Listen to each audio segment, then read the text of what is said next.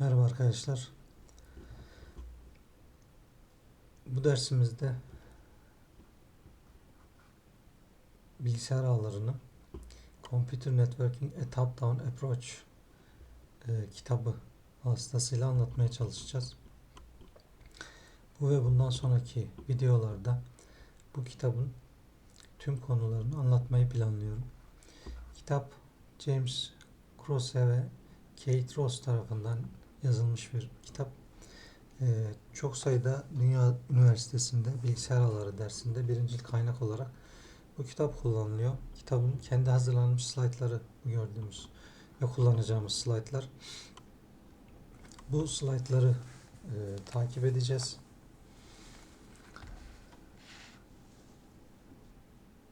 Hadi başlayalım.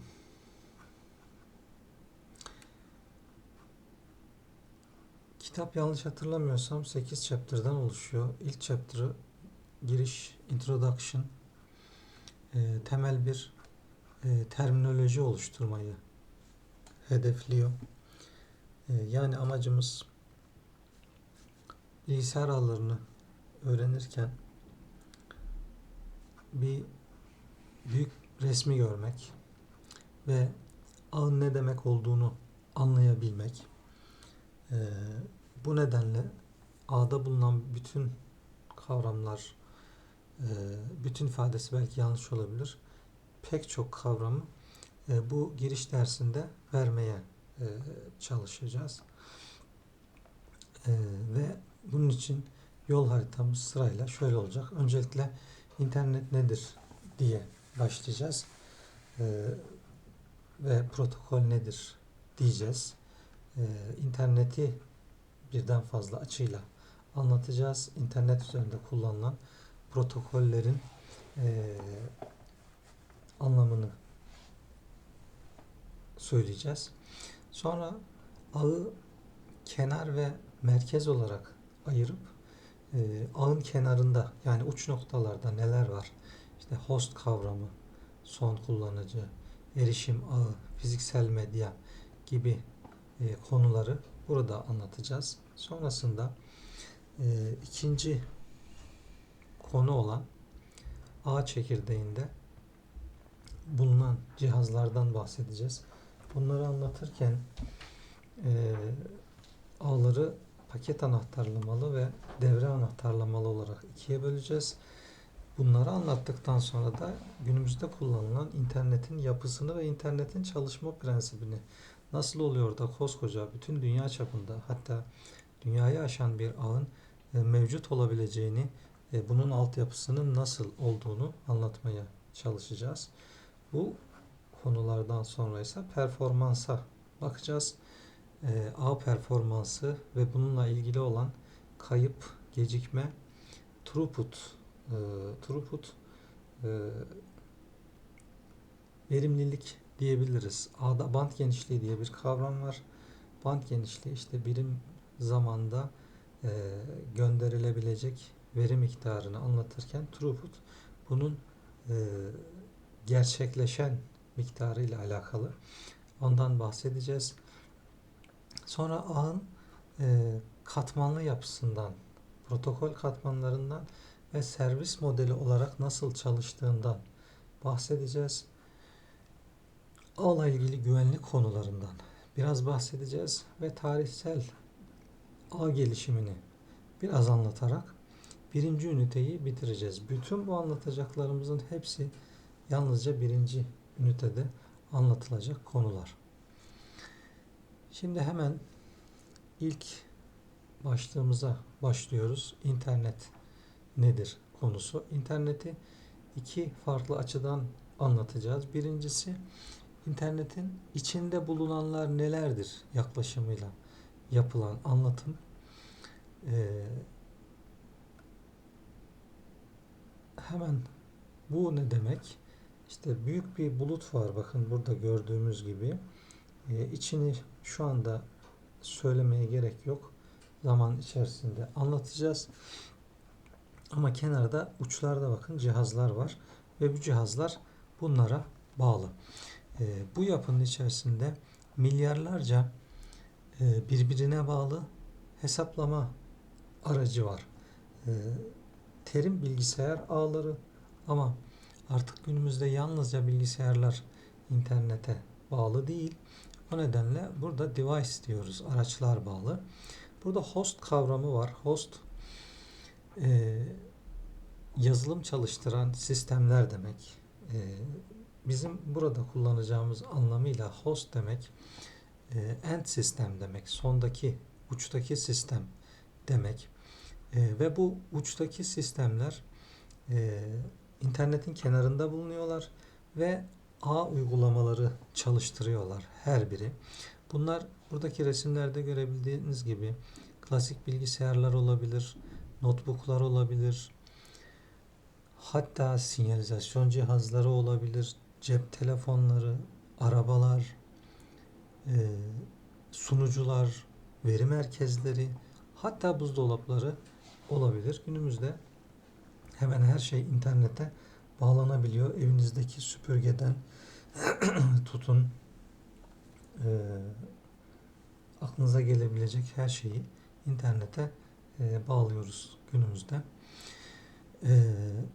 Bunlar kenarda olanlardı. Ortada da bakın şu sembolünü gördüğümüz cihazlar var. Bu cihazlar genel isim olarak paket anahtarları diye geçiyor. Özele bölecek olursak işte bunların içerisinde routerlar var ve switchler var. Ne yapıyor bu cihazlar? Bu cihazlar gelen verileri bir sonraki noktaya aktarıyorlar. Bu verilere paket diyoruz.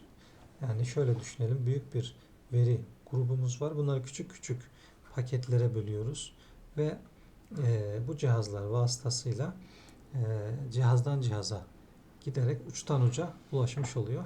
Dolayısıyla bu uçtaki telefon bu uçtaki sunucuyla haberleşebiliyor ve bunların arasında tabii ki aktarım olabilmesi için iletim hatları var. İletim hatları direkt somut cihazla, somut kablolar olabileceği gibi, bakın bu cihazların arasında somut bağlantılar var. Şuradaki sol üst köşedeki cihazların bazılarının üzerinde dalgalar var, bakın. Bu dalgalar kablosuz bağlantıya işaret ediyor. Yani bu cihazlar, bu iletim hatları kablosuz da olabilir. Bakın kablosuz hatların, kablosuz cihazların bağlanabileceği kablosuz merkezler var. Kablosuz access point'ler var. Bunlar kablolu cihazlara bağlanıyor. Bu kablolu cihazlar da birbirlerine bağlı olarak uçtan uca bir bağlantı sağlıyorlar. İşte burada kablo türleri olarak fiber kablolar, bakır kablolar, radyo dalgaları, uydu sinyalleri iletim aracı olarak kullanılabiliyor ve bu iletişimler gerçekleştirirken de bizim iletim oranımız, ölçü birimimiz band genişliği olarak karşımıza çıkıyor. Bütün bu dağınık yapının her biri küçük küçük ağ adı vereceğimiz yapılara bölünüyor. Küçük küçük dediğime bakmayın. Bazıları evet bir ev büyüklüğünde, ama bazılarında çok büyük bir kampüs büyüklüğü olabilir. Ya da işte Google gibi, Amazon gibi içerik sağlayıcılarının çok büyük veri merkezleri olabilir. Bunlar, bu kenarda yine bunlar bakın, mobil network, ev ağı, kampüs büyüklüğünde enterprise ağ dediğimiz ağlar, içerik sağlayıcı ağların hepsi arada bulunan ISP adı verilen internet service provider'lar vasıtasıyla birbirlerine bağlanıyor. Bakın bunlar da lokal veya bölgesel ISP, ulusal ya da global ISP gibi isimlerle ayrılıyor. Bunların hepsinden bahsedeceğiz. Bu cihazların organizasyonları nasıl oluyor, birbirlerine nasıl bağlanıyor? Bunlardan ders içerisinde bahsedeceğiz. Günümüzde pek çok farklı cihaz internete bağlanabiliyor dedik. Bakın işte burada bu bir buzdolabı zannederim. Bu internete bağlanabilir. İşte içerisindeki var olan ürünleri buzdolabının sahibine bildirebilir, biten ürünleri bildirebilir. İşte internet telefonları, oyun cihazları, kablo TV gibi televizyon cihazları ve bakın farklı farklı cihazlar geliyor. IP Picture Frame, işte IP üzerinden resimlere erişip gösterebilen güvenlik kamerası, araçlar, bisikletler, scooterlar, her bir tweet atıldığında ne kadar enerji harcadığını gösteren cihazlar, gözetleme cihazları, hatta bakın diaper dediği çocuk bezleri, kol saatleri, özel gözlükler ve en enteresanlardan bir tanesi web tabanlı hava durumu tahmini yapabilen işte ekmek kızartma makinesi gibi böyle çok uçuk şeyler internete bağlanabiliyor. Evet, interneti ağların ağı olarak tanımlayabiliriz. Bunlar birbirlerine bağlı olan internet servis sağlayıcılarından oluşuyor ve e, bu yapının üzerinde protokoller vasıtasıyla erişim sağlanıyor. Protokoller her yerde bulunuyor. Protokoller vasıtasıyla gönderme ve alma, mesajların gönderilmesi ve alınması kontrol edilebiliyor. Bunlarla protokollerle ilgili burada birkaç tane örnek var. İşte HTTP web tarayıcısını kullandığımız zaman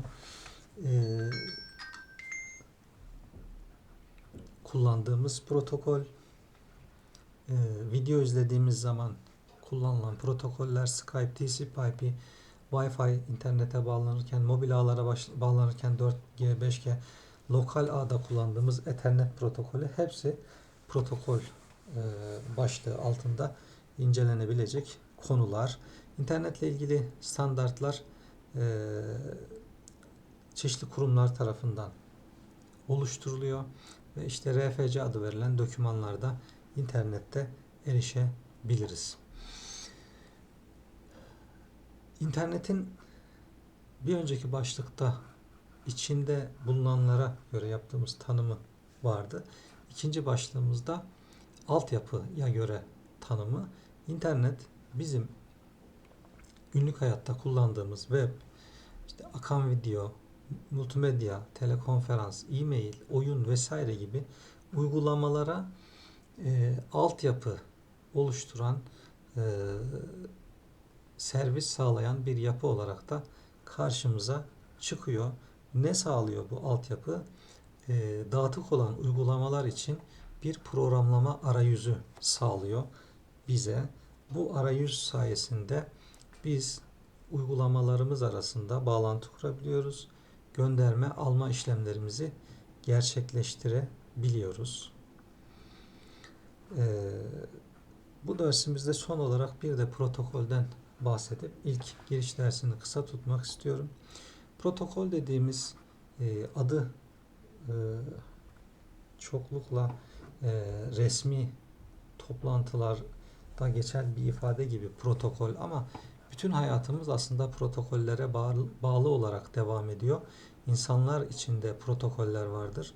Çok basit bir saat sormak için bile bir protokolümüz vardır. Yani önce affedersiniz diyeceğiz. Sonra saati soracağız. Kaç taraf cevap verecek falan gibi bir protokol yapısı bütün hayatımıza hakimdir. Protokol ne için?